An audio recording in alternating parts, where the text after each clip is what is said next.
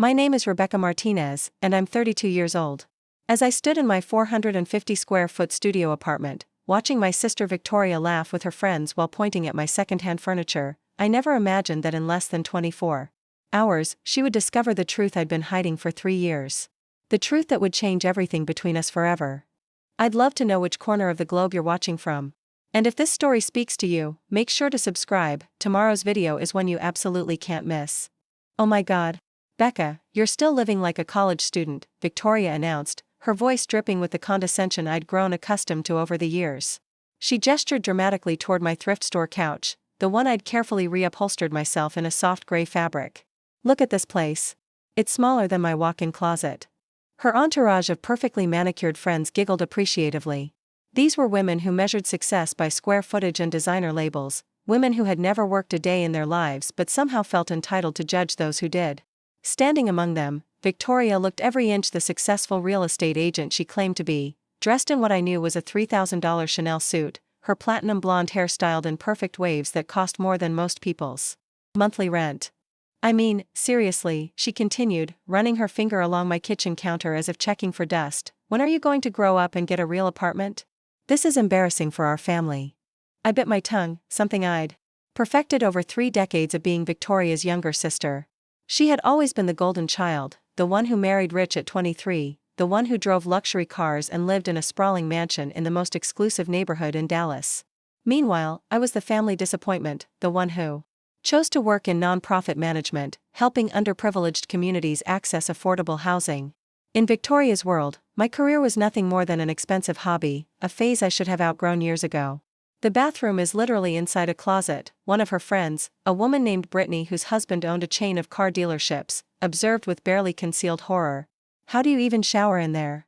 Very carefully, I replied, attempting humor, but my joke fell flat among this crowd. Victoria opened my refrigerator without permission, examining its contents with the thoroughness of a health inspector.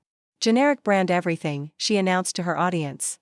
Becca, you know I could get you a job at my real estate firm tomorrow.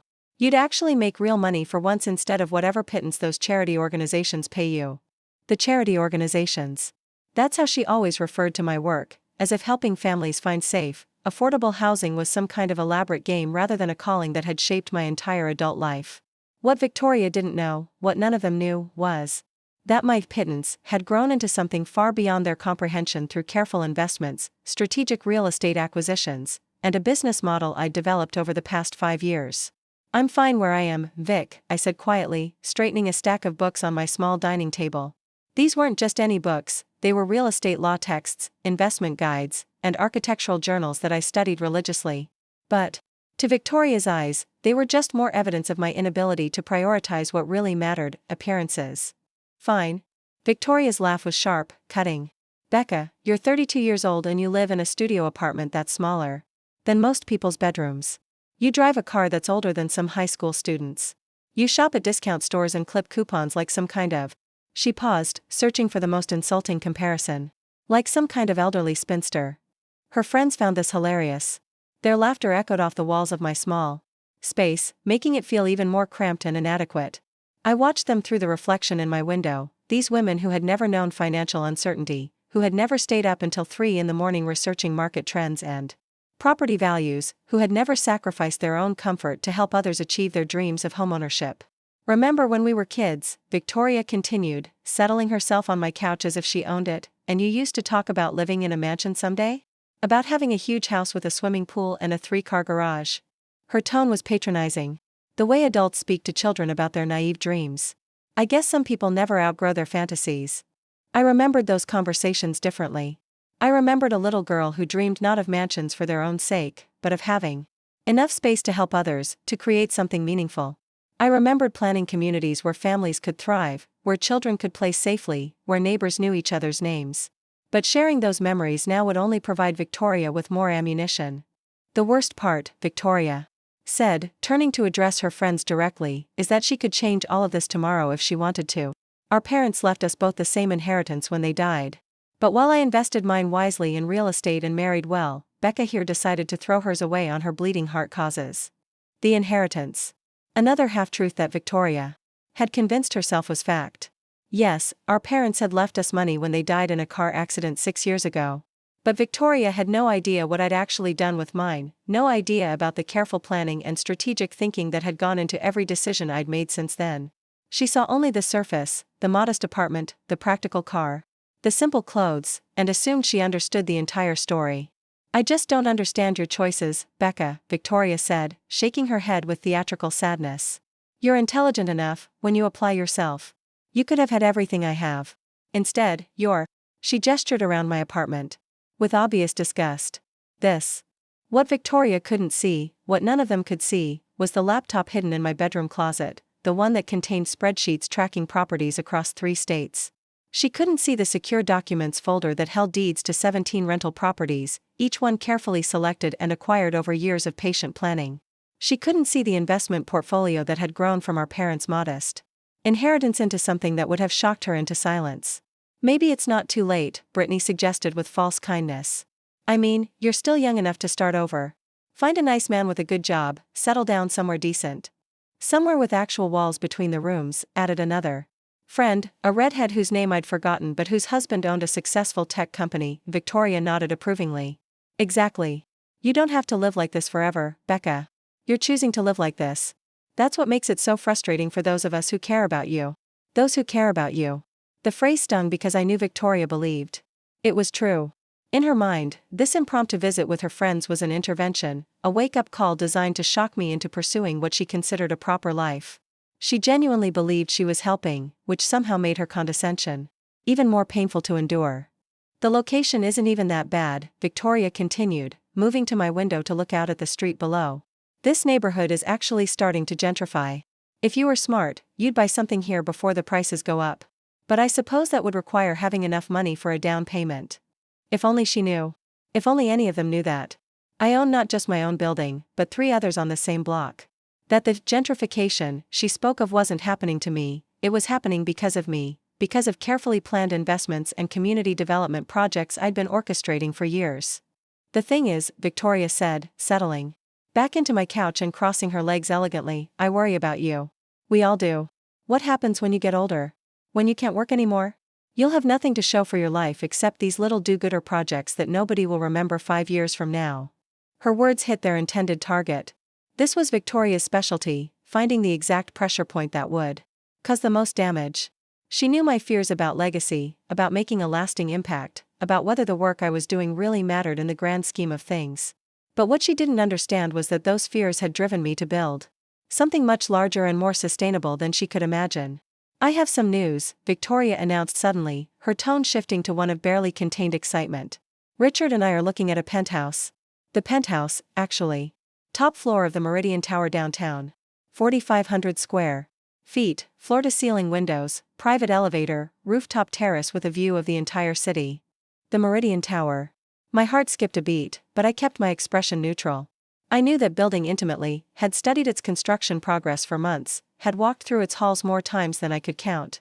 I knew every detail of its crown jewel penthouse, from the Italian marble floors to the custom-built kitchen with its professional-grade appliances. "It's $12 million, Victoria continued, watching my face for a reaction. "Can you imagine? 12 million for a single apartment. But that's what real success looks like, Becca. That's what happens when you make smart choices instead of wasting your life on other people's problems." $12 million. The exact price I'd paid for it 18 months ago. "We should have the keys by next week," Victoria said, pulling out her phone to show her friends photos of the penthouse. "I can't wait to host parties there. The view alone is worth millions. You can see the whole city spread out below you like you own it all." I excused myself to the bathroom, needing a moment to collect my thoughts. In the privacy of that tiny space Victoria had mocked, I stared at my reflection in the mirror. Tomorrow, Victoria would discover the truth. Tomorrow, she would learn that the penthouse she was so excited about, the symbol of everything she believed represented success and achievement, belonged to me. Had belonged to me for over a year, but tonight, I would let her have this moment. Tonight, I would let her believe she was superior, that her choices were smarter, that her life was more valuable. Because tomorrow would change everything, and there would be no going back to the comfortable lie we'd all been living. When I returned to the main room, Victoria was still holding court, her friends hanging on every word as she described the penthouse's features in loving detail. The infinity pool on the terrace. The wine cellar. The home theater. The master suite with its own private balcony. Every detail she mentioned was accurate, because I had chosen each one personally during the design phase. The best part, Victoria was saying, is that it comes fully furnished. The previous owner had impeccable taste. Everything is exactly as I would have chosen it myself. Of course it was. I had chosen it. Victoria and her friends finally prepared to leave. She turned to me one last time. I hope seeing how the other half lives will inspire you to make some changes, Becca. Life is short. You shouldn't waste it living like this, when you could have so much more. A lot of love and effort went into bringing this story to life. If you're enjoying it, we'd be so grateful if you'd subscribe to our channel. Now, back to where we left off. She hugged me goodbye, the kind of perfunctory embrace that family members exchange out of obligation rather than affection. Her friends followed suit, offering sympathetic smiles and empty promises to stay in touch. We're having a housewarming party next Saturday, Victoria called from the doorway. You should come. Bring a date if you can find one. It might be good for you to see what you're working toward. After they left, I stood in my studio apartment, surrounded by the silence they had temporarily shattered. The space felt different. Now, smaller somehow, as if Victoria's presence had actually diminished it. But I knew better. This apartment, modest as it was, represented something Victoria would never understand, the freedom that comes from living below your means. From prioritizing substance over appearance, from building real wealth instead of the illusion of it. I walked to my bedroom closet and pulled out the laptop Victoria hadn't seen, the one that held the truth about who I really was and what I had accomplished. Tomorrow, when she tried to move into her dream penthouse, she would learn that dreams sometimes belong to the people you least expect. Tomorrow, Victoria would discover that her failure of a sister had been quietly building an empire while she was busy building an image. And for the first time in our relationship, I would be the one looking down from above. Growing up, Victoria and I couldn't have been more different, despite sharing the same DNA and upbringing in suburban Austin. Our parents, Michael and Carmen Martinez, ran a modest construction company that specialized in affordable housing developments. Dad would take us to job sites on weekends, showing us the difference between building homes and creating communities. While Victoria complained about the dust and noise, I found myself fascinated by the blueprints, the careful planning that went into each neighborhood, the way infrastructure could shape people's daily lives for generations. Victoria was 3 years older and had always possessed an innate understanding of social hierarchies that completely escaped me. Even in elementary school, she could identify which classmates came from money, which teachers held real influence, which activities would enhance her reputation. She navigated these complex social waters with the skill of a seasoned diplomat, always positioning herself advantageously. I, meanwhile, spent my time reading architecture magazines and sketching imaginary floor plans in the margins of my homework. Our childhood home reflected our parents' practical values, a 3-bedroom ranch house with a large backyard where Dad tested new landscaping techniques for his housing projects. The furniture was comfortable but not luxurious, chosen for durability rather than style. Family dinners happened around a kitchen table Dad had built himself from reclaimed wood, where the conversation typically centered on business challenges, community development, and the families who would eventually live in the homes his company constructed. Victoria tolerated these dinner conversations but never engaged with them. Her interests lay elsewhere, in the fashion magazines she hoarded under her bed, in the expensive cars she pointed out during our rare trips to the upscale parts of town, in the mansions we occasionally drove past that she would describe in elaborate detail to anyone who would listen. She had big dreams, she often announced, dreams that extended far beyond the modest middle-class existence our parents had built. High school crystallized our different paths. Victoria threw herself into activities that would enhance her social standing: cheerleading, student government, dating the captain of the football team whose father owned the largest car dealership in the county. She understood instinctively that high school was a stepping stone to bigger things, and she positioned herself accordingly. Her grades were solid but not exceptional. She focused her energy on networking rather than academics. I chose a different route entirely. While Victoria was attending homecoming dances and pep rallies, I was enrolled in advanced placement courses and spending my afternoons volunteering with Habitat for Humanity. The organization fascinated me, the idea that volunteers could come together to build homes for families who needed them, creating stability and community in the process. I learned basic construction skills, participated in fundraising efforts, and began to understand the complex web of financing, zoning laws, and municipal regulations that governed housing development. Our parents supported both of our choices, though I could tell Dad was pleased that at least one of his daughters had inherited his passion for construction and community building. He began bringing me to more job sites, explaining the business side of housing development, introducing me to city planners and zoning officials and loan officers who made the projects possible. Victoria rolled her eyes at what she called our Construction talk, but I absorbed every detail. The summer before my senior year of high school changed everything. Dad's company had been awarded a contract to develop a new subdivision in East Austin, an area that was just beginning its transformation from a predominantly working-class neighborhood to something more diverse and economically integrated. The project would include both affordable housing units and market-rate homes, creating the kind of mixed-income community Dad believed was essential for healthy urban development. I spent that summer working on the project as Dad's unofficial assistant, learning about soil testing and foundation requirements, studying the complex financing structures that made mixed-income development possible, observing the delicate negotiations between developers, city officials, and community leaders. It was during those 3 months that I discovered my true calling, not just construction, but the intersection of real estate development, social impact, and community building. Victoria spent that same summer as a hostess at the country club's restaurant, a job that paid significantly less than my construction work but offered what she considered more valuable compensation: access to the city's social elite. She learned their names, their preferences, their gossip, their connections. By summer's end, she had secured recommendations for college applications and informal promises of internships from several prominent local business leaders. College marked the beginning of our divergent paths becoming permanent. Victoria enrolled at Southern Methodist University in Dallas, drawn by its reputation for social networking and its proximity to the city's financial district.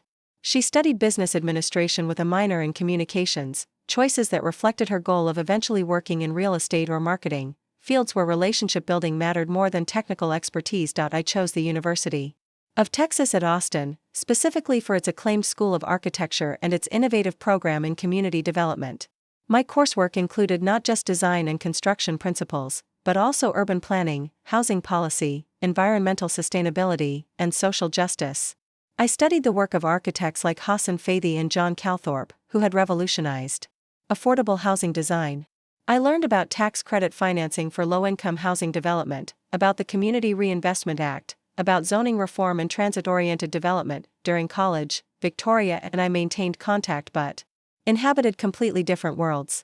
Her social media posts featured sorority events, spring break trips to expensive resorts, internships at prestigious firms where she spent more time networking at company parties than actually working.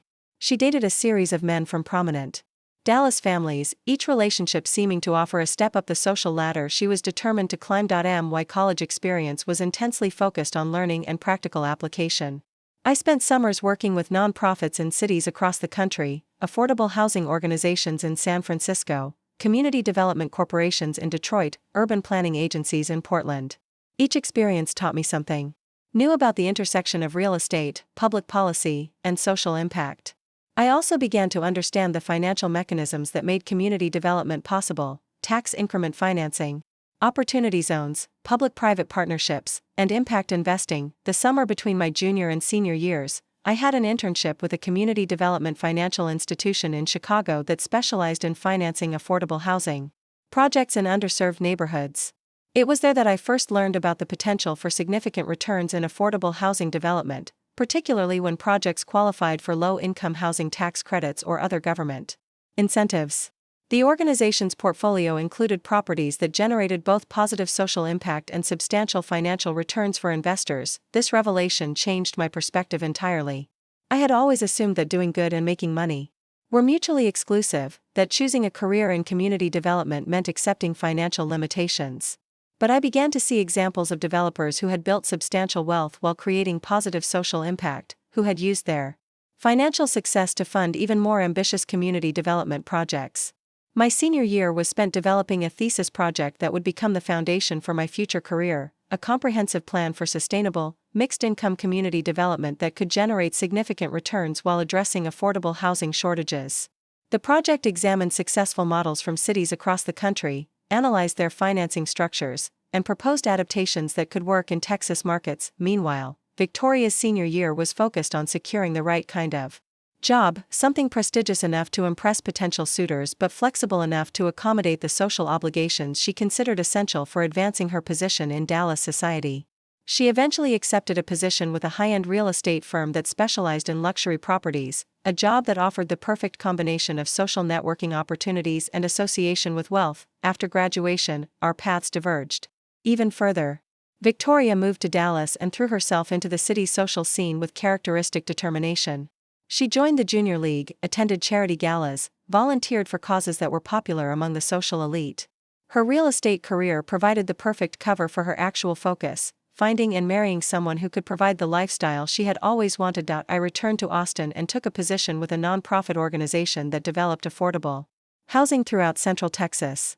The salary was modest, just as Victoria frequently pointed out, but the work was exactly what I wanted to be doing. I spent my days analyzing potential development sites, working with city planners to navigate zoning requirements, collaborating with architects on cost-effective design solutions, and helping low-income families navigate the path to homeownership. But I was also pursuing something else entirely, something Victoria knew nothing about. Using the knowledge I had gained about tax credit financing and impact investing, I began identifying opportunities to purchase and develop properties that could generate both social impact and financial returns. My first investment was a small duplex in East Austin that I purchased with money I had saved from my summer construction work and college internships. The duplex became my testing ground for everything I had learned about sustainable community development. I renovated it using environmentally friendly materials and energy-efficient systems, then rented one unit at market rate and the other at below market rate to a family transitioning from homelessness. The property generated enough income to cover the mortgage and maintenance costs while providing me with hands-on experience in property management and community development. Victoria's reaction to my duplex purchase was exactly what I expected. A mixture of confusion and condescension. She couldn't understand why anyone would choose to be a landlord, especially in what she considered an undesirable neighborhood. To her, real estate was about luxury properties and wealthy clients, not affordable housing and social impact. She saw my investment as further evidence of my impractical idealism, my inability to focus on what really mattered, building wealth and status. What Victoria didn't understand was that my duplex was just the beginning. Over the next 2 years, I purchased 3 more small properties, each one carefully selected for its potential to contribute to community development while generating positive cash flow. I reinvested every dollar of profit into acquiring additional properties, gradually building a portfolio that would eventually span multiple neighborhoods and property types. Our parents' death in a car accident when I was 26 marked a turning point in both of our lives. The inheritance we received, approximately $200,000 each after estate taxes and expenses, represented the largest sum of money either of us had ever controlled. Victoria used hers as a down payment on a house in one of Dallas's most exclusive neighborhoods, a decision that required her to take on substantial debt but provided her with the address and lifestyle she believed were essential for attracting the right kind of husband. I used my inheritance very differently. Instead of buying a house for myself, I used the money to fund the down payments on 6 more rental properties, each one carefully selected for its potential to appreciate in value, while serving families who needed affordable housing. I also invested a portion of the inheritance in a real estate investment fund that specialized in affordable housing development, giving me exposure to larger projects while continuing to build my own portfolio. The decision to continue living in my small studio apartment wasn't about lack of ambition or financial limitations, as Victoria assumed. It was a strategic choice that allowed me to reinvest every possible dollar into building real wealth rather than the appearance of wealth. Every month that I wasn't spending on a large mortgage or expensive furnishings was money that could be used to acquire additional properties or fund property improvements that would increase rental income and property values. By the time Victoria met Richard Thornton III at a charity auction 3 years later, I owned 14 rental properties across Austin and had begun exploring opportunities in other Texas markets. But Victoria knew none of this. She saw only the surface, my modest apartment, my practical car, my simple clothes, and assumed she understood the complete picture of my life and choices. Victoria's marriage to Richard Thornton III transformed her from someone who aspired to high society into someone who commanded it. The wedding itself was a masterpiece of social positioning, held at the Dallas Country Club with 500 guests, photographed for the society pages of 3 different magazines, and catered by the same company that handled events for oil heiresses and tech moguls. I attended as the dutiful sister, wearing a dress I'd found at a consignment shop and driving my reliable but aging Honda Civic to an event where the parking lot looked like a luxury car showroom. Richard came from old Dallas money, the kind of generational wealth that had been carefully managed and multiplied through strategic investments in oil, real estate, and technology. His great-grandfather had bought vast tracts of land outside Dallas when it was still considered worthless prairie, and subsequent generations had watched that land become some of the most valuable commercial real estate in Texas. Richard himself worked as a senior partner at his family's investment firm. A position that was both genuinely demanding and strategically advantageous for someone married to a woman with Victoria's social ambitions. The newlyweds settled into a sprawling mansion in Highland Park, complete with a tennis court, swimming pool, and guesthouse larger than most people's primary residences. Victoria threw herself into the role of wealthy socialite with the same determination she had once applied to sorority rush. She joined every prestigious charitable organization in the city, served on museum boards, organized fundraising galas that raised hundreds of thousands of dollars for causes she had never cared about before her marriage. But Victoria's new status came with an unexpected side effect. It amplified her need to demonstrate superiority over those she perceived as less successful. And I had become her primary example of failure, the cautionary tale she shared with her new social circle about what happened when someone chose idealism over pragmatism. Family gatherings became exercises in subtle humiliation. Victoria would arrive at holiday celebrations with stories about her latest charitable board appointment or her recent purchase of original artwork, while I was expected to listen appreciatively and acknowledge her superior life choices. She had developed a talent for framing her achievements as advice, offering helpful suggestions about how I might improve my circumstances if I could just overcome my stubborn attachment to impractical ideals. "I met the most interesting woman at the museum gala last week," Victoria announced during Easter dinner at my aunt's house, 2 years after her wedding. "She runs a non-profit that provides job training for displaced workers. Very admirable work. Really. But the smart thing is, she married a man who could afford to support her charitable interests. That's how you make a real impact, by having the resources to fund meaningful change." The implication was clear: my work was admirable but ultimately ineffective because I lacked the financial backing that came from marrying well. Victoria had convinced herself that her fundraising activities were more valuable than my direct service work because they generated larger dollar amounts, even though those dollars came from other people's bank accounts rather than her own efforts. Extended family members began to internalize Victoria's narrative about our different life choices. At cousin gatherings and family reunions, relatives would express concerned sympathy about my continued single status and modest lifestyle, while praising Victoria's successful marriage and beautiful home. The assumption was that Victoria had figured out how to navigate adulthood successfully, while I remained stuck in an extended adolescence characterized by unrealistic expectations and poor decision-making. "You know, Becca," my Aunt Patricia mentioned during one family barbecue, "Victoria tells me you're still working at that housing organization. That's wonderful, dear, but don't you think it's time to consider your own future? You can't help others if you don't take care of yourself first." These conversations were exhausting because they were based on incomplete information that I couldn't correct without revealing details about my financial situation that I preferred to keep private. Victoria had constructed a story about my life that cast her as the successful sister and me as the struggling idealist, and family members accepted this narrative because it aligned with what they could observe superficially. The truth was that my property portfolio had continued to grow steadily throughout Victoria's early married years. I had expanded beyond residential rentals into small commercial properties, purchasing a strip mall in East Austin and a mixed-use building near the University of Texas campus. Each acquisition was carefully researched and strategically financed, often using equity from existing properties to fund down payments on new ones. I had also begun partnering with other investors on larger development projects, contributing both financial resources and expertise in affordable housing development. One particularly successful project involved converting an abandoned warehouse into loft apartments that qualified for historic tax credits while providing workforce housing in a rapidly gentrifying neighborhood. My share of the profits from that single project exceeded Victoria's annual spending on clothes and jewelry, but Victoria saw none of this activity. She saw only my continued residence in the same studio apartment, my practical wardrobe, my reluctance to spend money on what she considered essential lifestyle markers. Her interpretation of my choices became increasingly condescending as her own wealth and status grew. "I worry about Becca sometimes," she confided to Richard during a family dinner, speaking about me as if I weren't sitting 3 feet away. "She's so intelligent, but she makes these self-defeating choices.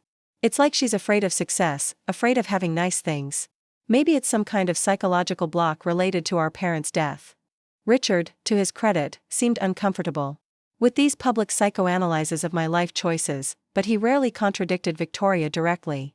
He had learned early in their marriage that disagreeing with her social observations was more trouble than it was worth, and besides, he had no reason to question her assessment of a situation he knew nothing about. Victoria's need to position me as the unsuccessful sister became more pronounced when she began trying to have children. After 2 years of marriage, she and Richard started fertility treatments, a process that was both emotionally difficult and socially complicated for Someone who had built her identity around effortless success. During this period, Victoria's criticism of my life choices intensified, as if pointing out my failures could somehow compensate for her own frustrations. "At least Becca doesn't have to worry about biological clocks," Victoria mentioned to a friend during a lunch I had been invited to join, presumably so I could witness her social connections firsthand. Some advantages to the spinster lifestyle, I suppose. The comment stung not because I was sensitive about my single status, but because it revealed how completely Victoria misunderstood my priorities and choices. I wasn't single because I was afraid of commitment or unable to attract partners. I was single because I had been completely focused on building something substantial, something that would provide me with the freedom to pursue meaningful work. Without financial constraints, during this same period, I had begun exploring opportunities in other Texas markets, purchasing rental properties in Houston and San Antonio that were managed by local property management companies. I had also invested in a real estate development fund that specialized in transit-oriented affordable housing, projects that combined my interest in community development with my growing expertise in complex real estate financing. The income from my property portfolio had reached a level where I could have easily afforded a lifestyle similar to Victoria's, but I chose to maintain my modest standard of living and reinvest every possible dollar into acquiring additional properties. Each new acquisition brought me closer to my long-term goal of developing an affordable housing community from the ground up, a project that would require both substantial financial resources and years of planning and development work. Victoria's eventual pregnancy, announced at a family gathering with characteristic fanfare, temporarily shifted her focus away from criticizing my life choices. But even her joy about impending motherhood became another opportunity to highlight the differences between our paths. "I'm so grateful Richard and I waited until we were financially stable before starting a family," she announced during her baby shower, surrounded by gifts that individually cost more than most people's monthly rent. "Children deserve security, deserve to grow up in a home where they don't have to worry about money. That's the responsible way to approach parenthood." The implication, of course, was that my continued single status and modest lifestyle made me unsuitable for motherhood, that my choices reflected an immaturity that would be unfair to inflict on hypothetical children. Victoria had convinced herself that financial stability and material comfort were the most important gifts parents could provide, overlooking the values our own parents had instilled in us through their community-focused work and modest lifestyle. When Victoria's son William was born, I was genuinely excited to become an aunt. I had spent considerable time thinking about children and family, recognizing that my unconventional lifestyle choices might affect my ability to have traditional family relationships. But I was unprepared for how Victoria would use her new role as a mother to further emphasize my perceived shortcomings. "It's amazing how becoming a parent changes your perspective on everything," Victoria mentioned during one of my visits to meet the baby. "Suddenly you realize how important it is to build something lasting, something you can pass on to the next generation. I feel sorry for people who will never experience that sense of purpose." Victoria's beautiful nursery, professionally decorated in shades of blue and white, represented everything she believed mattered about providing for children: expensive furniture, designer clothes, educational toys that cost more than most families spent on groceries in a month. She had hired a full-time nanny and enrolled William in waiting lists for exclusive preschools before he was 3 months old. What Victoria couldn't see was that I had been building something to pass on to the next generation, though not in the way she understood family legacy. My property portfolio now included affordable housing that would provide stable homes for dozens of families for decades to come. The community development projects I had invested in would continue generating positive social impact long after I was gone. I was creating a different kind of inheritance, one measured in communities strengthened rather than bank accounts accumulated, but these achievements remained invisible to Victoria and the rest of our family because they didn't translate into the kind of lifestyle markers that people recognized as success. I continued to drive my reliable Honda, continued to live in my studio apartment, continued to shop at discount stores and clip coupons. To observers, I looked exactly like the struggling idealist Victoria had always claimed I was. The birth of Victoria's daughter Emma 2 years later only intensified this dynamic. Victoria now had not just a beautiful home and successful marriage, but also the perfect family that completed her image of effortless achievement.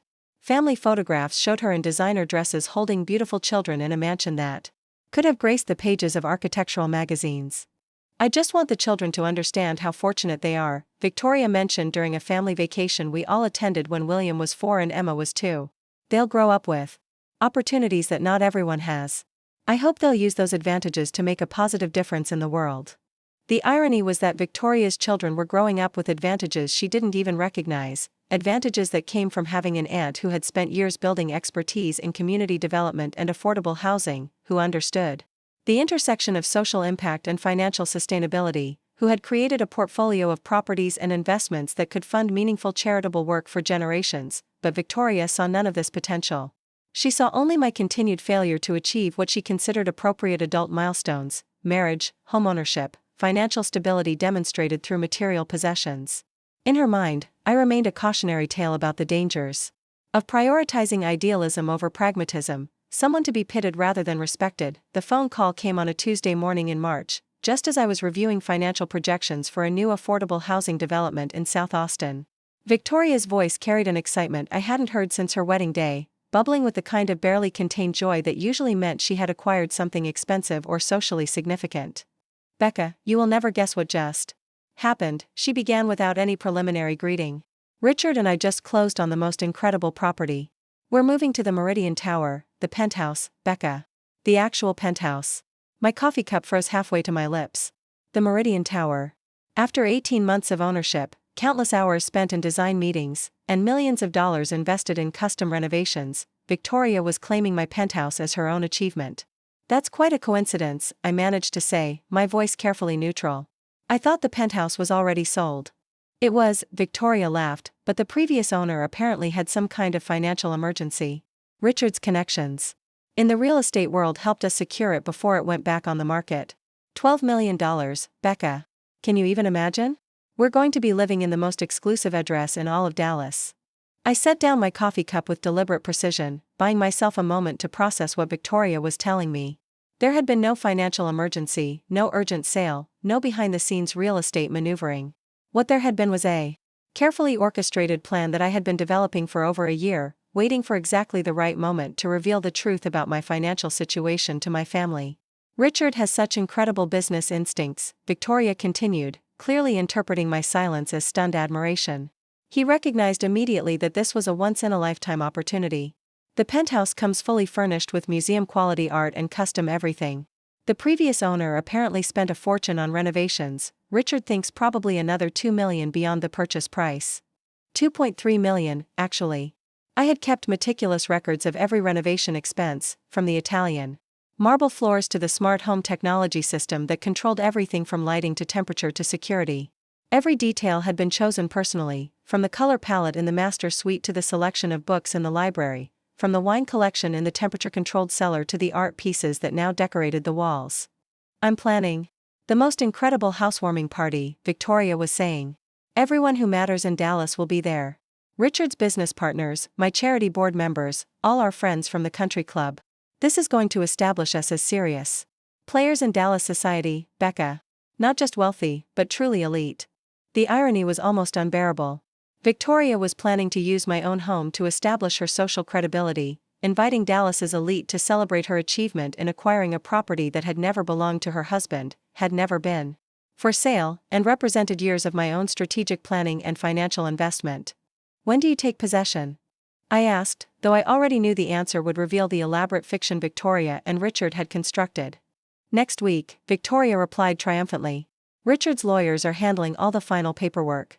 Apparently the previous owner was very particular about confidentiality, some kind of privacy fanatic who insisted on anonymity throughout the entire transaction. But who cares about some reclusive millionaire when we're the ones who get to actually live there?"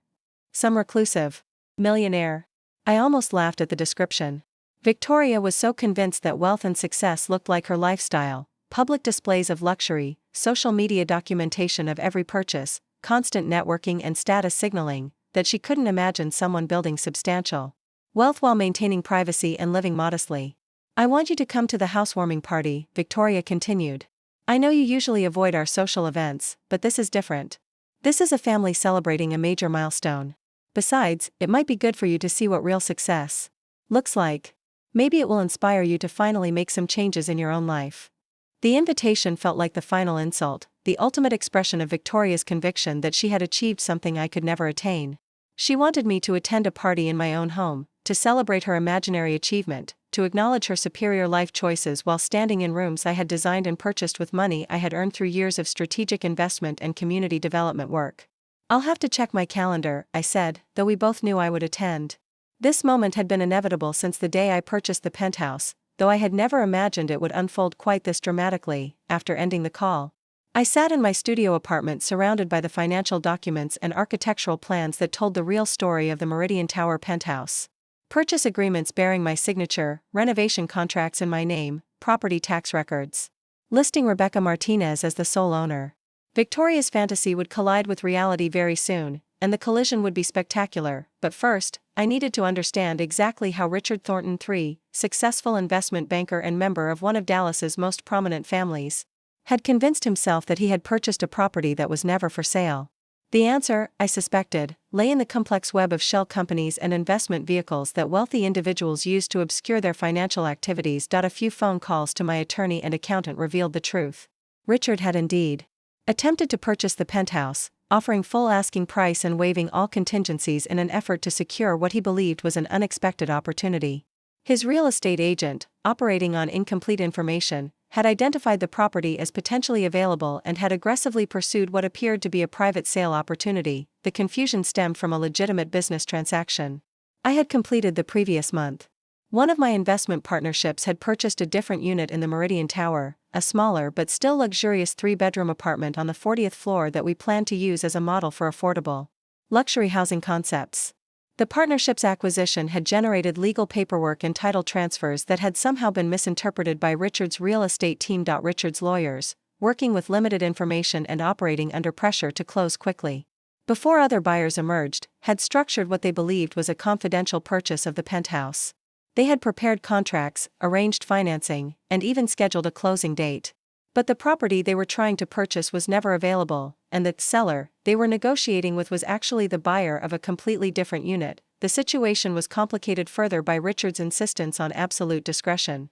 Throughout the transaction, he had demanded that all communication go through intermediaries, that no direct contact occur between buyer and seller, and that all documentation be handled through encrypted channels to prevent leaks to the Dallas real estate gossip network.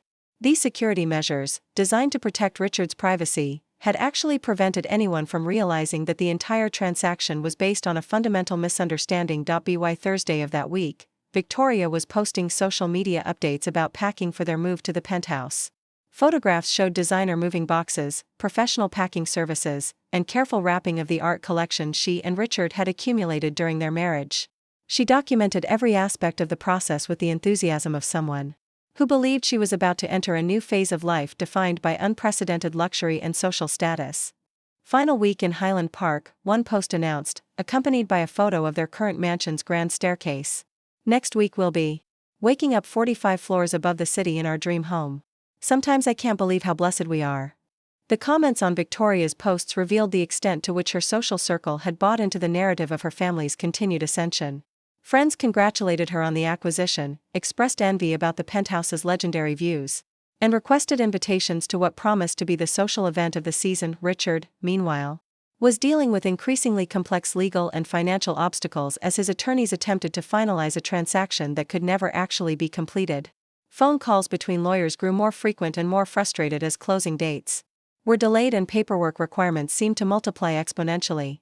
There seems to be some confusion about the ownership structure, Richard confided to Victoria over dinner on Friday night, not realizing that I was visiting to drop off a birthday gift for Emma. The lawyers are saying the property might not actually be available for purchase. What do you mean not available? Victoria's voice carried an edge of panic. We've already announced the move.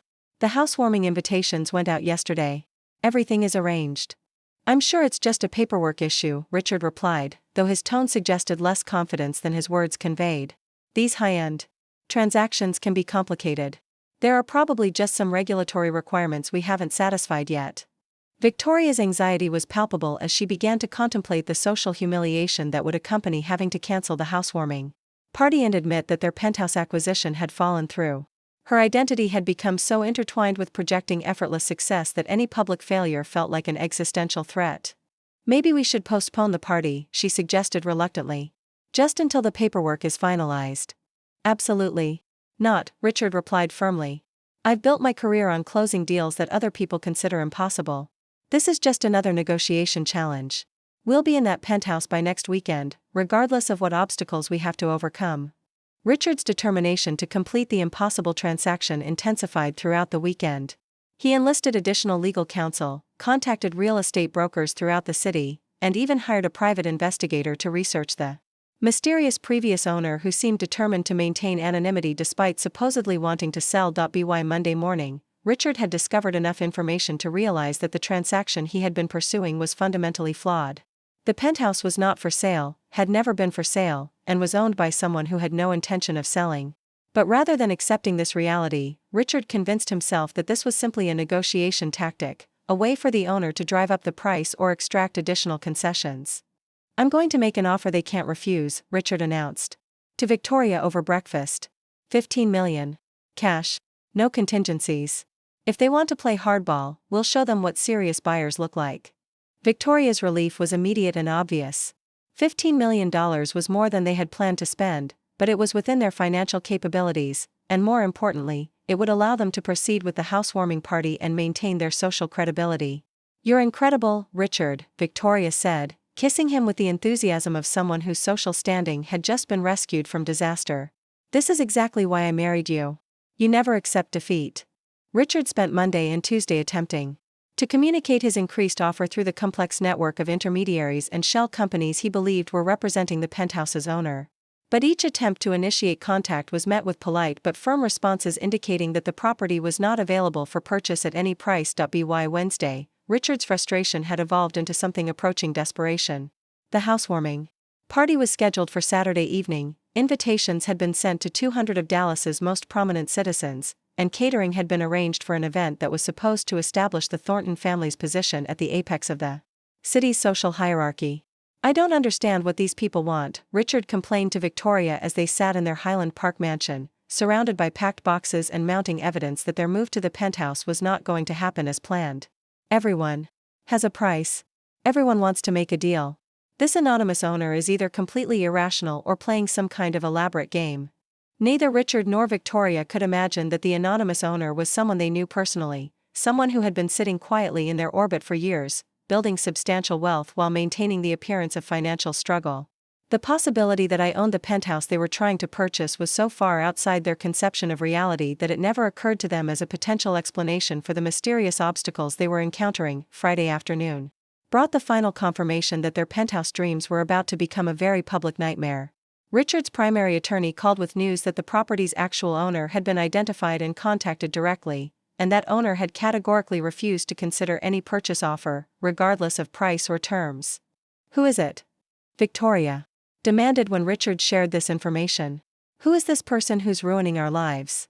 "The lawyer wouldn't say," Richard replied grimly. "Client confidentiality. But whoever it is apparently has no interest in selling, no matter what we offer." Victoria's composure finally cracked as the reality of their situation became undeniable. 200 guests were expecting to attend a housewarming party in a penthouse her family would never own, celebrating an achievement that had never actually occurred. "We have to cancel everything," she said, tears of frustration and humiliation beginning to flow. "Call everyone, cancel the caterers, admit that we made a mistake." "No," Richard said firmly. "We'll figure something out. Maybe we can host the party here at the house, call it a farewell celebration instead of a housewarming. We don't have to admit that the penthouse deal fell through." But Victoria knew better. The story of their failed penthouse acquisition would spread through Dallas society within hours of any cancellation or change of venue. She would become the subject of gossip and speculation, the wife whose husband couldn't close the deal that was supposed to establish their ultimate social credentials. Saturday morning arrived with no resolution and no miracle. Richard had exhausted every legal and financial strategy he could conceive, and the penthouse remained as inaccessible as ever.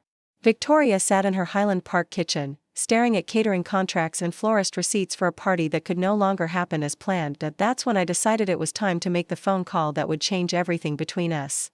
Forever. I dialed Victoria's number at exactly 10 o'clock Saturday morning, knowing she would be in the depths of crisis management, frantically trying to salvage what remained of her social reputation after the penthouse acquisition had spectacularly collapsed. When she answered, her voice carried the strained cheerfulness of someone desperately trying to maintain composure while their world crumbled around them. "Becca," she said, and I could hear the forced brightness that meant she was putting on a performance. "I can't really talk right now. We're dealing with some complicated real estate issues, and I have about 1 million phone calls to make." "About the Meridian Tower penthouse?" I asked quietly. The silence that followed was profound. I could practically hear Victoria's mind racing, trying to understand how I could possibly know about their private real estate difficulties. She had been carefully managing the narrative, telling friends that the housewarming party had been postponed due to minor paperwork delays, but she hadn't shared the full scope of their crisis with anyone outside their immediate circle. How do you know about that? Victoria's voice had lost all pretense of cheerfulness, replaced by a wariness that suggested she was beginning to sense that this conversation was going to take an unexpected direction. Because I'm the owner you've been trying to contact, I said simply. The penthouse isn't for sale, Victoria. It never was. I bought it 18 months ago. The sound that came from Victoria's end of the line was barely human, a strangled gasp that conveyed shock, disbelief, and the beginning of a rage that would soon consume every other emotion. For nearly 30 seconds, neither of us spoke. I could hear her breathing, rapid and shallow, as she processed information that challenged everything she believed she knew about my life and capabilities. That's impossible, she finally whispered. You live in a studio apartment. You drive a 15-year-old Honda. You shop at discount stores and clip coupons. You can't afford a $12 million penthouse. Actually, I can, I replied calmly.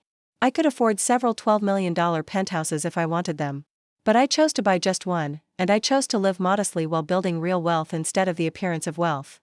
Victoria's breathing became audible, harsh and rapid.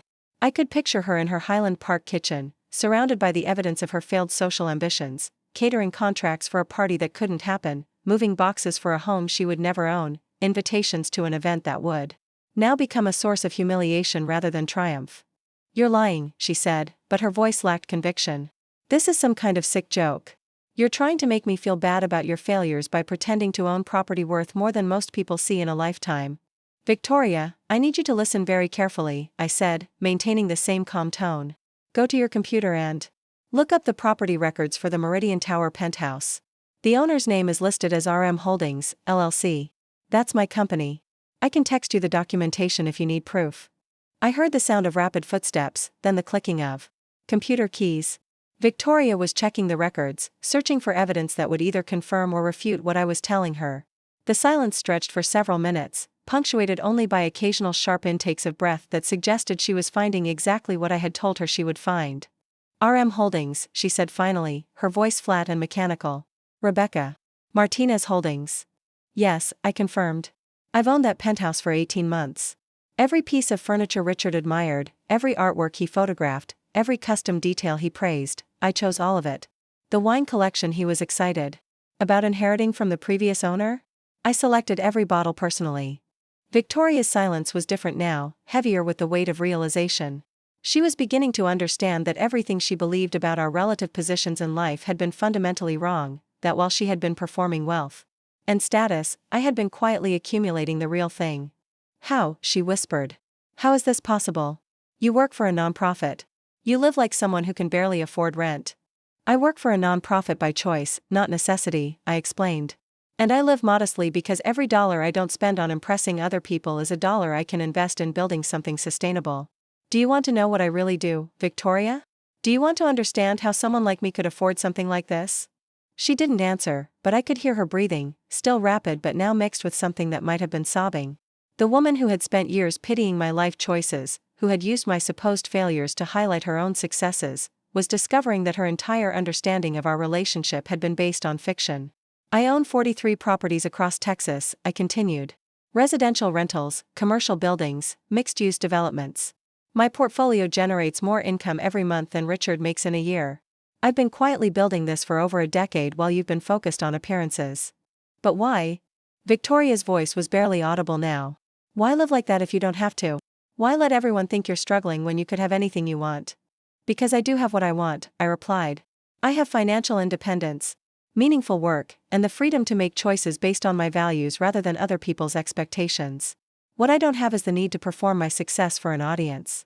The conversation that followed was unlike any Victoria and I had ever had. For the first time in our adult lives, she was forced to confront the possibility that her assumptions about success, happiness, and appropriate life choices might be fundamentally flawed. The sister she had spent years pitying and patronizing had been operating on a completely different level, building genuine wealth while she had been focused on its symbols. Richard is going to be devastated, Victoria said eventually, her voice small and defeated. He's been telling everyone about this acquisition for weeks. His business partners, his family, everyone at the club. How are we going to explain this? You don't have to explain anything, I said. Tell them the deal fell through due to financing issues or inspection problems. People understand that real estate transactions can be complicated. But we already sent invitations for tonight, Victoria continued, sounding lost. 200 people are expecting to celebrate our new home. The caterers are scheduled to arrive in 4 hours. The florists have already delivered arrangements. I took a deep breath, knowing that what I was about to propose would either begin to heal our relationship or destroy it entirely. You could still have the party, I said quietly. What do you mean? Have it at the Penthouse, I explained. I'll give you access for the evening. Let your guests see the space, celebrate what Richard thought he was achieving. Consider it a gift from your sister. Victoria's silence was so complete that I wondered if the call had been disconnected. When she finally spoke, her voice was thick with emotions I couldn't identify. You would do that? After everything I've said about your life, about your choices, would you let us use your home to save face? Yes, I said simply. Because despite everything that's happened between us, you're still my sister. And because I think it's time for our family to have an honest conversation about what success actually looks like. The logistics of transferring the party to the Penthouse were complicated but manageable.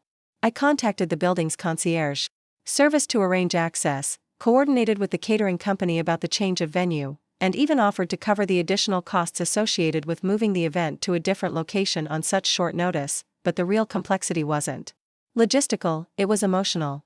Victoria spent the hours before the party grappling with the realization that everything she had believed about our relationship was wrong.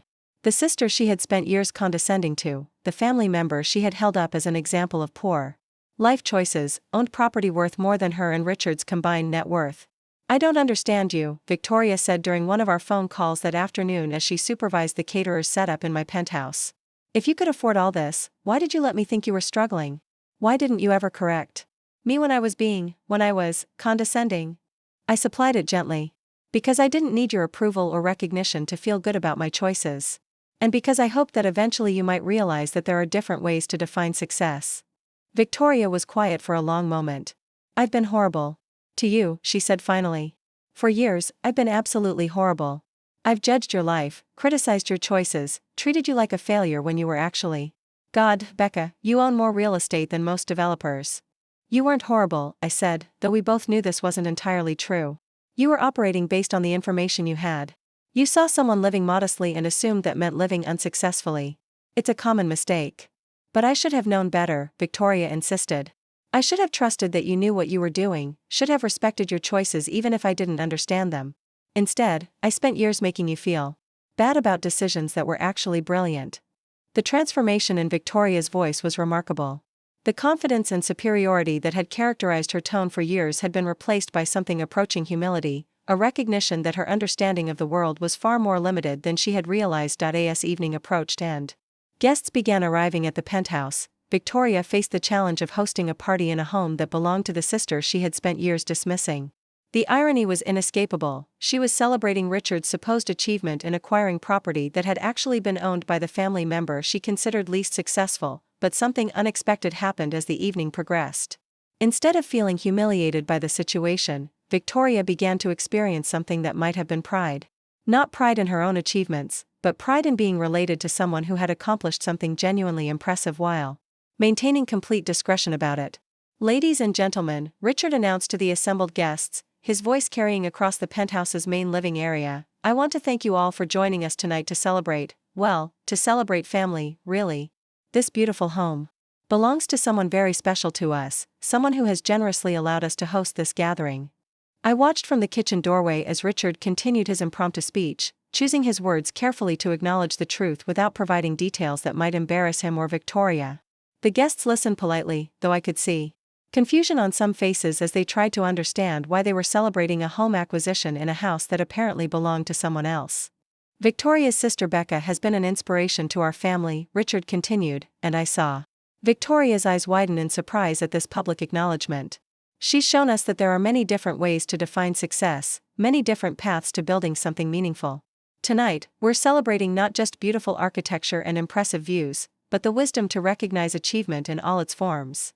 As Richard's speech concluded and guests dispersed throughout the penthouse to admire its features, Victoria approached me with tears in her eyes. "Thank you," she said simply. "For tonight, for the party, for not making us look like complete fools. But mostly for being patient with me all these years while I figured out what really matters." Looking at my sister at that moment, standing in my home, surrounded by guests who were beginning to understand that their assumptions about our family dynamics had been completely wrong, I realized that this revelation had been inevitable. The truth has a way of asserting itself, regardless of how carefully we try to manage appearances or control narratives. The evening marked the beginning of a new chapter in our relationship, one based on honesty rather than assumptions, on mutual respect rather than misunderstood superiority. The morning after the party, Victoria called me at 7:30, her voice hoarse from crying and lack of sleep. She had spent the night lying awake next to Richard, replaying every condescending comment she had made over the years, every moment when she had dismissed my choices or questioned my intelligence. The weight of her behavior had settled on her like a physical burden, making sleep impossible. "I need to see you," she said without preamble. "Not to apologize, I do need to apologize, but that's not enough. I need to understand. I need to know how I got everything so wrong about someone I've known my entire life." We met at a small cafe near my apartment, the kind of modest place Victoria would have avoided in the past because it didn't match her image of where successful people conducted important conversations. She arrived looking uncharacteristically disheveled, her usually perfect hair hastily pulled back, her designer outfit wrinkled as if she had slept in it. "I've been thinking all night," Victoria began before I could even sit down, "about Mom and Dad.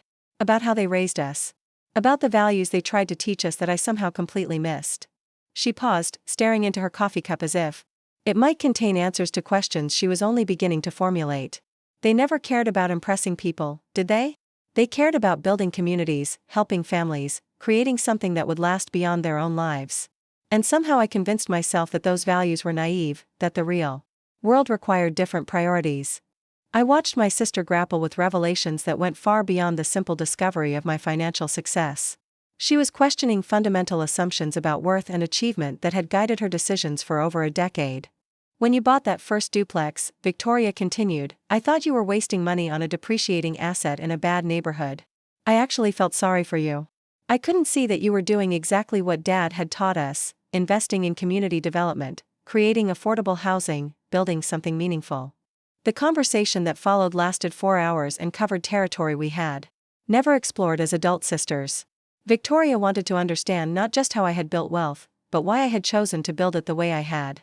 She listened with genuine curiosity as I explained the intersection of social impact and financial return, the satisfaction that came from providing quality housing to families who needed it, the long-term thinking that had guided every investment decision.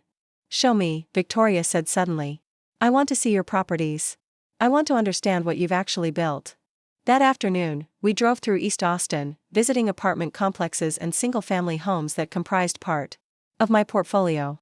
Victoria was quiet as we walked through properties, observing the well-maintained exteriors, the carefully planned community spaces, the small details that made these developments more than just housing: playgrounds designed for different age groups, community gardens where residents could grow their own vegetables, laundry facilities that doubled as informal social gathering spaces.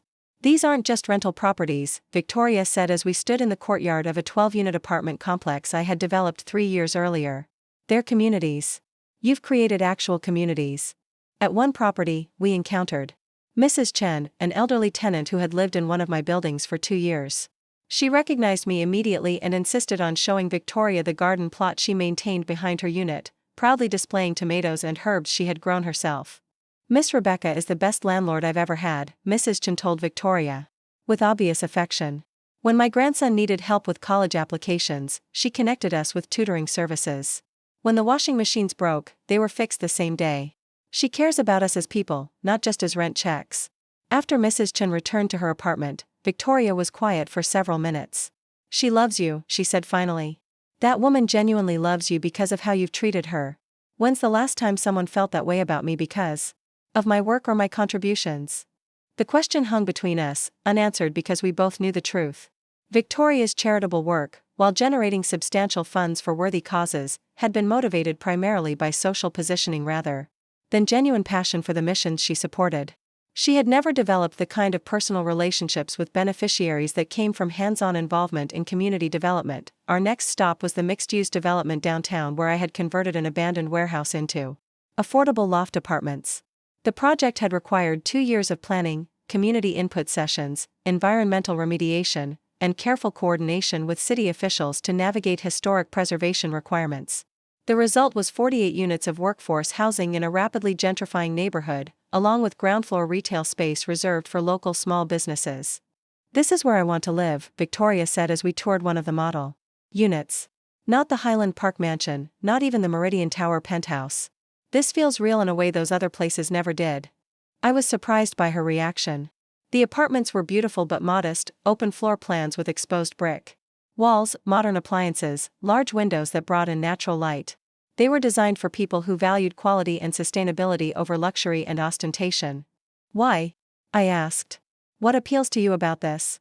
Victoria thought for a moment before answering. "It's honest," she said. "Everything about this place reflects actual values rather than performed values. The materials are beautiful because they're well chosen, not because they're expensive. The spaces are comfortable because they're well designed, not because they're oversized. Living here would mean being part of something meaningful rather than just owning something impressive." The conversation shifted as we drove back toward the city center. Victoria began asking detailed questions about the business model that made socially responsible real estate development financially viable. She wanted to understand tax credit financing, opportunity zones, public-private partnerships, and impact investing, concepts that had never interested her when she believed they were relevant only to idealistic nonprofits. "I want to do this," Victoria announced as we stopped at a red light. "I want to learn how to develop affordable housing. I want to contribute to something that actually matters instead of just writing checks to charities I don't really understand." Her declaration was both surprising and concerning. Victoria's history of jumping from passion to passion, abandoning projects when they became challenging or ceased to provide social rewards, made me wary of her sudden enthusiasm for community development work. "It's not easy," I warned. "And it's not glamorous. Most of the work involves financial analysis, regulatory compliance, and problem solving that doesn't photograph well for social media. The rewards are primarily intrinsic, seeing families housed, communities strengthened, neighborhoods improved. There's very little external recognition." "Good," Victoria replied firmly. "I'm tired of external recognition. I'm tired of performing success instead of achieving it. I want to do work that matters, even if no one notices." Over the following weeks, Victoria threw herself into learning about affordable housing development with the same intensity she had once applied to social climbing. She enrolled in continuing education courses on real estate finance and urban planning. She attended city council meetings to understand local housing policy. She volunteered with Habitat for Humanity to gain hands-on construction experience. Richard's reaction to his wife's transformation was complex. He supported her newfound interest in meaningful work, but he struggled to understand her sudden rejection of the social activities that had previously consumed her time and energy. Their Highland Park mansion, once a source of pride and a venue for entertaining, began to feel like an expensive burden that absorbed resources that could be directed toward more productive purposes. "I want to sell the house," Victoria announced to Richard 6 weeks after the Penthouse party. "We don't need 15,000 square feet. We don't need a tennis court or a swimming pool or guest quarters larger than most people's homes.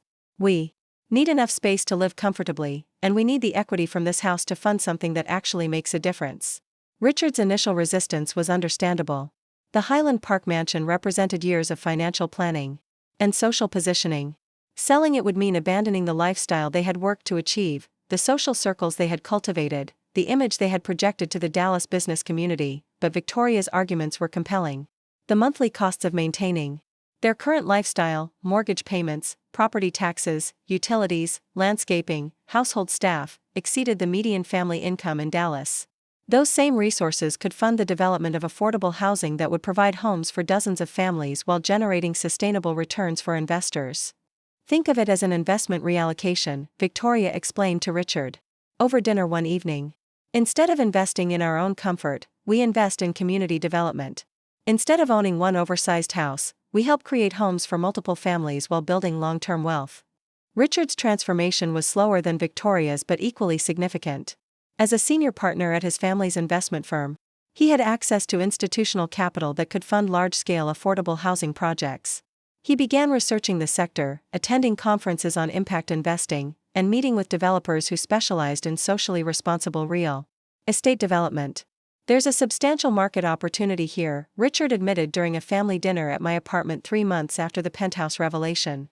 Affordable housing development generates competitive returns while addressing genuine social needs. I can't believe we never explored this sector seriously. The shift in our family dynamics was profound. Victoria, who had spent years positioning herself as the successful sister, now sought my guidance on everything from property acquisition strategies to tenant relations. Richard, whose business expertise had always been directed toward maximizing returns for wealthy investors, began exploring ways to direct capital toward projects that created both financial and social value, but the most significant change was in our extended family's understanding of success and achievement. Aunts, uncles, and cousins who had spent years pitying my modest lifestyle and praising Victoria's conspicuous consumption began to reassess their own values and priorities. "I've been thinking about what you said at Christmas," my cousin David mentioned during a family barbecue. "About building wealth versus performing wealth. Sarah and I have been looking at our spending patterns, and we realized we're paying for a lot of things we don't actually value just because we think they make us look successful." David and his wife had begun questioning their own lifestyle choices: the luxury cars they replaced every 3 years, the country club membership they rarely used, the vacation home that sat empty most of the year while they worked to pay for it.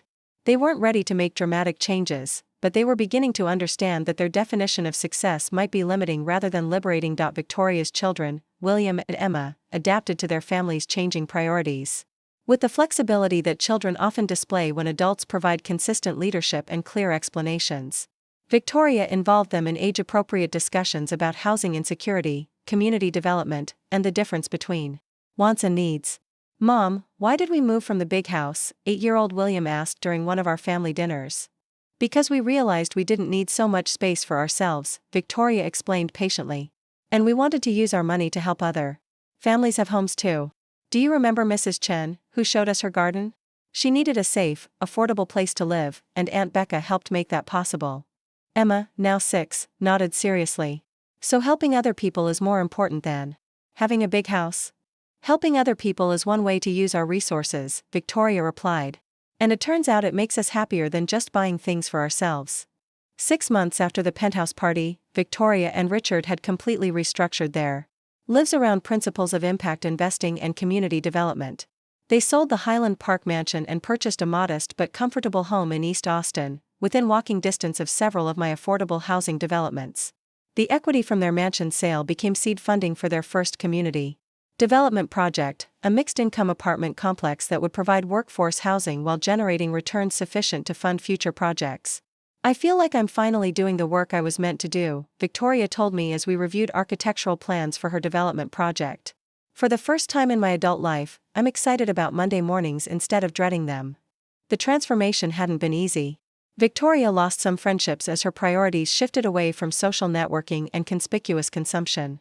Some members of her former social circle viewed her lifestyle changes as implicit criticism of their own choices, leading to awkward conversations and gradually diminishing invitations to events she no longer wanted to attend anyway. But Victoria had gained something more valuable than social status: a sense of purpose that aligned with her actions, relationships built on shared values rather than mutual advantage, and the satisfaction that came from contributing to something larger than her own comfort and image. "I owe you an apology that's bigger than words can express," Victoria said during one of our regular coffee meetings. "But more than that, I owe you gratitude. You showed me what it looks like to build a life around principles instead of appearances. You waited patiently for me to figure out what really matters, and you never gave up on the possibility that I might eventually understand." Looking at my sister across the table, dressed in practical clothes instead of designer outfits, her conversation focused on zoning regulations and tenant services instead of social gossip and status symbols. I realized that the revelation about the Penthouse had been a catalyst for changes that went far beyond real estate ownership or financial success. Victoria had discovered that true wealth came not from accumulating impressive possessions, but from creating value that extended beyond herself.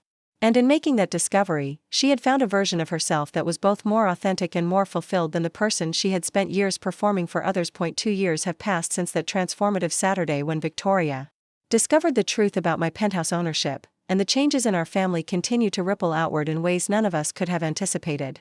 What began as a shocking revelation about hidden wealth has evolved into something far more profound: a complete reimagining of how we define success, measure achievement, and build meaningful lives. Victoria's affordable housing development, Harmony Commons, celebrated its grand opening last month. The project represents everything she has learned about combining social impact with financial sustainability, 48 units of workforce housing designed for teachers, firefighters, nurses, and other essential workers who had been priced out of the neighborhoods where they serve.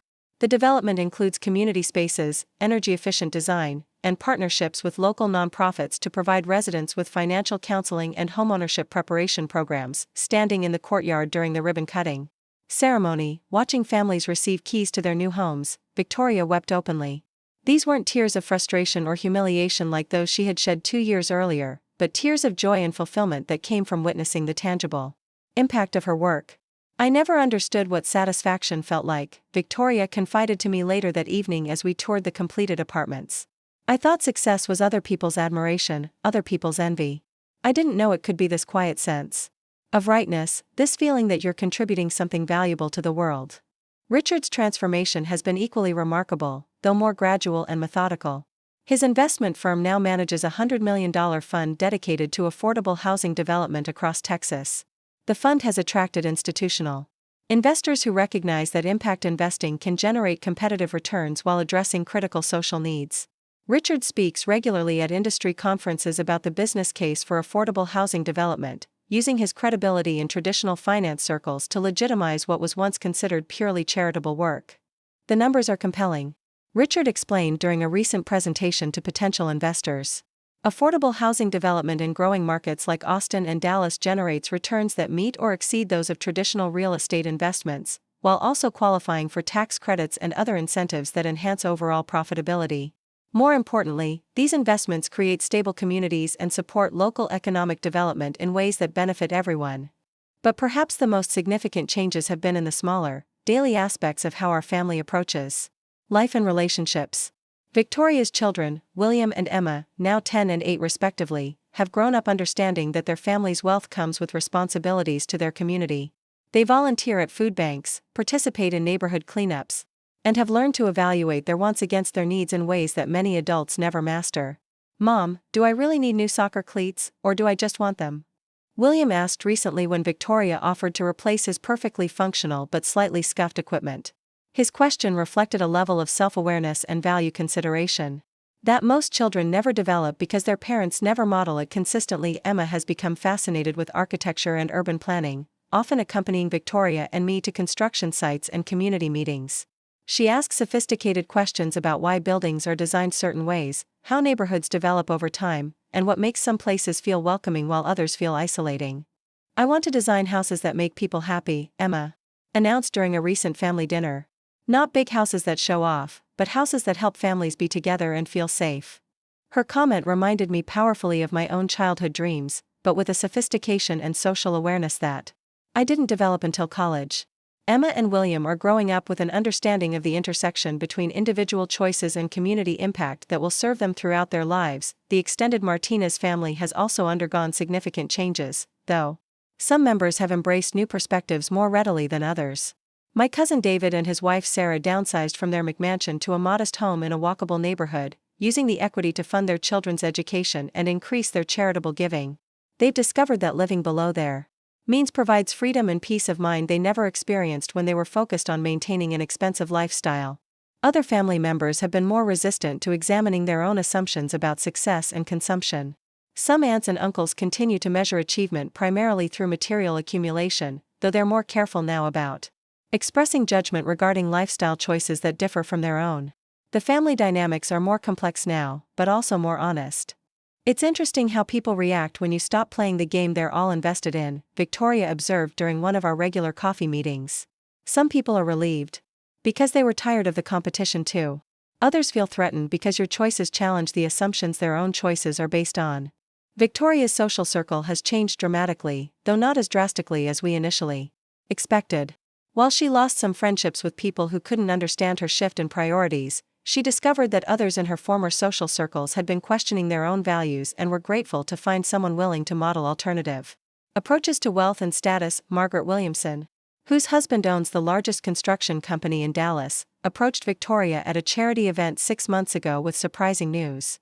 "I've been watching what you're doing with affordable housing development," Margaret said. "My husband and I have been talking about transitioning some of our business toward projects that actually help communities instead of just generating profits. Would you be willing to advise us on how to get started?" That conversation led to a partnership that has produced 3 additional affordable housing developments and a construction company that now specializes in sustainable, community-focused building practices. Margaret's transformation from trophy wife to impact entrepreneur has inspired other women in their social circles to examine how they might direct their resources and influence toward meaningful purposes. It turns out there were a lot of people who were tired of shallow conversations about expensive handbags and exotic vacations, Victoria explained. Once we started talking about substantive topics, community development, social impact, meaningful work, we discovered we had much more in common than we realized.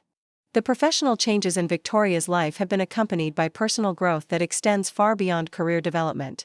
She has become more reflective, more empathetic, and more curious about perspectives that differ from her own. The woman who once dismissed my lifestyle choices now seeks out people whose life experiences challenge her assumptions and expand her understanding. Victoria recently joined a book club that includes public school teachers, social workers, small business owners, and retirees, people she would never have encountered in her previous social circles. Their discussions about literature, current events, and community issues have enriched her perspective in ways that her former activities never did. I used to think diversity meant having friends who came from different wealthy backgrounds, Victoria admitted with self-aware humor. Now I realize how narrow my world was, how much I was missing by only associating with people who shared my same advantages and assumptions. The financial aspects of our family's transformation have been as successful as the personal ones.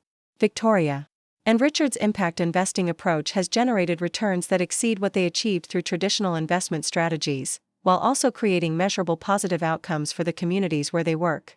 Their first development project has a waiting list of families hoping to secure apartments, and property values in the surrounding neighborhood have increased as a result of their thoughtful approach to community development. My own portfolio has continued to grow, though I've become more selective about projects, focusing on developments that align with my long-term vision of creating sustainable, mixed-income communities throughout Texas.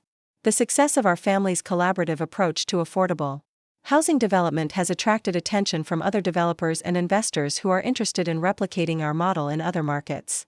We've proven that doing good and doing well aren't mutually exclusive, I reflected during a recent interview with a real estate industry publication.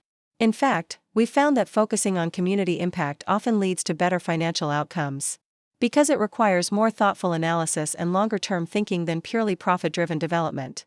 The interview was part of a growing recognition of the work our family has been doing in affordable housing development. Victoria and I have been invited to speak at conferences, participate in policy discussions, and advise other families who want to direct their wealth toward community development. We've discovered that our story resonates with people who are seeking more meaningful ways to use their resources and influence, but the most important recognition has come from the families who live in the communities we've helped create. Letters from tenants, conversations with neighbors, and observations of children playing in the courtyards and community spaces we've designed remind us daily that our work has a tangible impact on real people's lives. Maria Santos, a single mother who moved into Victoria's development last year, recently sent a card thanking us for creating a place where her daughter could walk safely to school and where neighbors knew each other's names. "This isn't just an apartment," she wrote. "It's a home in a real community. My daughter has friends here, and I have neighbors who care about each other. That's worth more than any luxury amenity." Comments like Maria's reinforce the lesson that wealth's greatest value lies not in what it can buy for ourselves, but in what it can create for others. The penthouse that once symbolized the pinnacle of personal achievement now serves as a reminder that true luxury comes from having the resources and freedom to contribute meaningfully to the world around us. I still live in my studio apartment, though I've upgraded some furnishings and allowed myself a few comforts that I previously considered unnecessary. The space remains modest by most standards, but it suits my needs and reflects my values. More importantly, it serves as a daily reminder that happiness and fulfillment come from purpose and relationships rather than square footage and expensive possessions. Victoria visits my apartment regularly now, often bringing her children to help with simple projects or just to spend time together as a family. The space that once embarrassed her has become a symbol of intentional living, of choosing substance over appearance, of building wealth that serves others rather than just ourselves. "I love coming here," Emma said during a recent visit. "Aunt Becca's apartment feels real in a way our old house never did. Everything here has a purpose." Looking back on the journey that began with Victoria's mockery and ended with our family's transformation, I'm struck by how completely our understanding of success has evolved. We've learned that true wealth isn't measured by what we own, but by what we can create and contribute. We've discovered that genuine security comes not from accumulating possessions, but from building relationships and communities that provide mutual support and shared purpose. The lesson extends far beyond real estate investment or family dynamics. In a culture that often equates worth with consumption, that measures achievement through material accumulation, our story offers an alternative vision of what prosperity can look like. It suggests that the most fulfilling path might involve building wealth quietly and directing it toward purposes larger than our own comfort or status. For anyone who has ever felt judged for choosing substance over appearance, for prioritizing impact over image, for building something meaningful rather than something impressive, know that your choices matter more than others' opinions. The people who mock your modest lifestyle today might be the same people who ask for your advice tomorrow when they realize that true success is measured not by what you've accumulated, but by what you've contributed. Victoria learned this lesson the hard way, through years of pursuing external validation only to discover that internal fulfillment comes from very different sources. But her transformation also demonstrates that it's never too late to reassess your priorities, never too late to redirect your resources toward purposes that align with your deepest values. The Penthouse still sits atop the Meridian Tower, its windows reflecting the Dallas skyline, its rooms filled with beautiful furniture and carefully chosen art. But its greatest value isn't in its price tag or prestige, it's in what it represents about the possibility of building wealth that serves others, of achieving success that extends beyond ourselves, of creating lives that matter not because of what we own, but because of what we give. Looking for more? We've got 2 amazing stories ready for you right on screen. If this one touched you, these are absolutely worth your time. Click to watch them now. And hey, subscribe and hit that bell to never miss our latest uploads.